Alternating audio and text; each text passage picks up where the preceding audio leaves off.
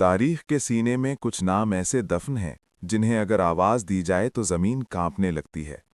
कुछ इंसान ऐसे होते हैं जो सिर्फ जीतते नहीं, वो दुनिया का मिजाज बदल देते हैं।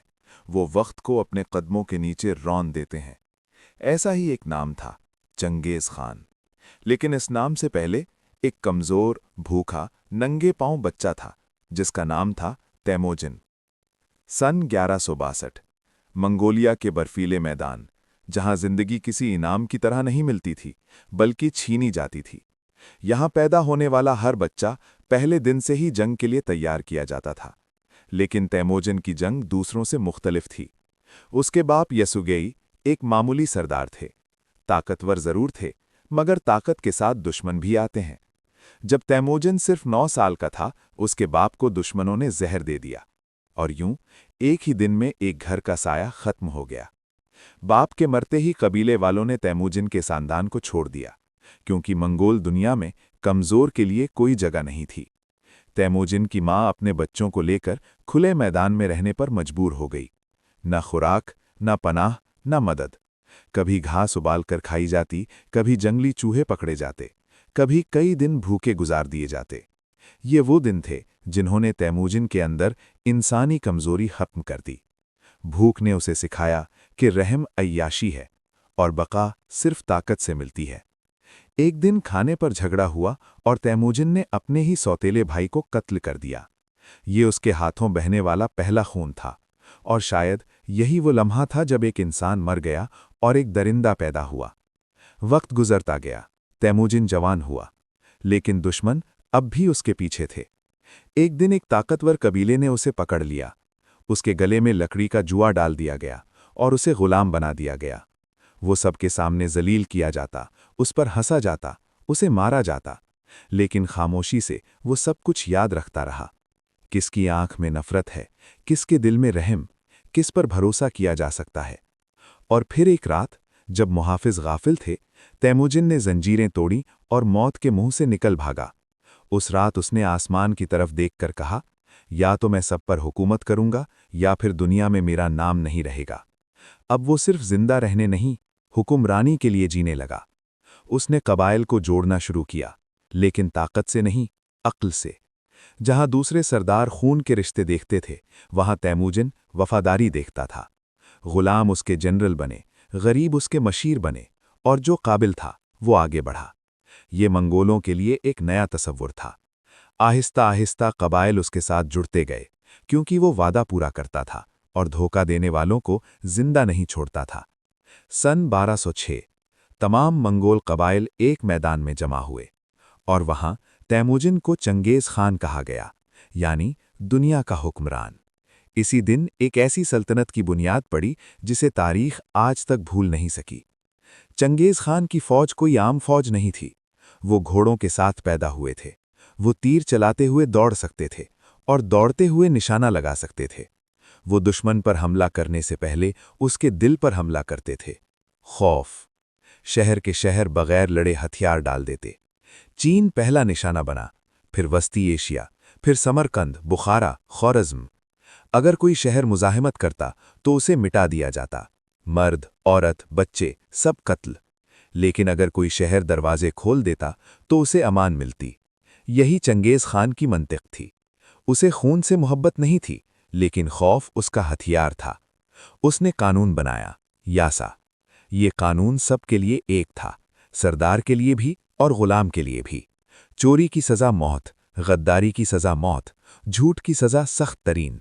लेकिन मजहब की आज़ादी थी, तिजारत महफूज थी, कासिद को कत्ल करना सबसे बड़ा जुर्म था।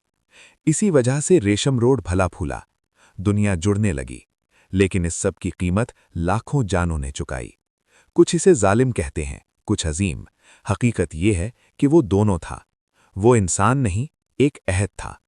सन 1227, एक और जंग, एक और मुहिम, और फिर चंगेज खान मर गया, खामोशी से, बगैर ऐलान के। उसकी कब्र आज तक किसी को नहीं मिली, क्योंकि उसने हुक्म दिया था कि मेरी मौत भी मेरे राज की तरह रहे। लेकिन उसका नाम जिंदा रहा। उसके बेटों ने उसकी सल्तनत को फैलाया और मंगोल सल्तनत दुनिया की सबसे बड़ी ज़मीनी सल्तनत बन गई। आज दुनिया की एक बड़ी आबादी उसके खून से जुड़ी है। ایک غریब भूखा बच्चा जिसे दुनिया ने छोड़ दिया था, इसी ने दुनिया को घुटने टेकने पर मजबूर कर दिया। यही है चंगेज खान, न हीरो न विलन, बल्कि तारीख की। लेकिन कहानी यहाँ ख़त्म नहीं होती, क्योंकि चंगेज़ खान की मौत एक जिस्म की मौत थी, सोच की नहीं। वो सोच जो कहती थी कि दुनिया कमज़ोर के लिए नहीं बनी, वो सोच जो रहम को सिर्फ फतह के बाद जायज़ समझती थी। चंगेज़ खान के मरने के बाद उसकी सल्तनत टुकड़ों में नहीं बटी, बल्कि और फैल गई। उसके बेटे उगदे खान, चुगताई खान, तोलवी और जोची हर एक बाप की तरह खून और नज़्म दोनों को समझता था। उन्होंने बाप का कानून नहीं बदला, उन्होंने बाप के तरीक़े नहीं छोड़े, और सबसे बढ़कर उन्होंने बाप का खौफ जिंदा रखा। रूस की बर्फीले मैदान मंगोल घोड़ों की टापों से लरज़ उठे, केव जलाया गया, शहर के शहर मिटा दिए गए। यूरोप के बादशाह अपने किलों में छुपने लगे, चर्च में दुआएं होने लगीं कि ये अजाब रुक जाए। लोग कहते थे ये इंसान नहीं, खुदा का कहर हैं। लेकिन इन सब के दरमियान एक अजीब हकीकत छुपी थी।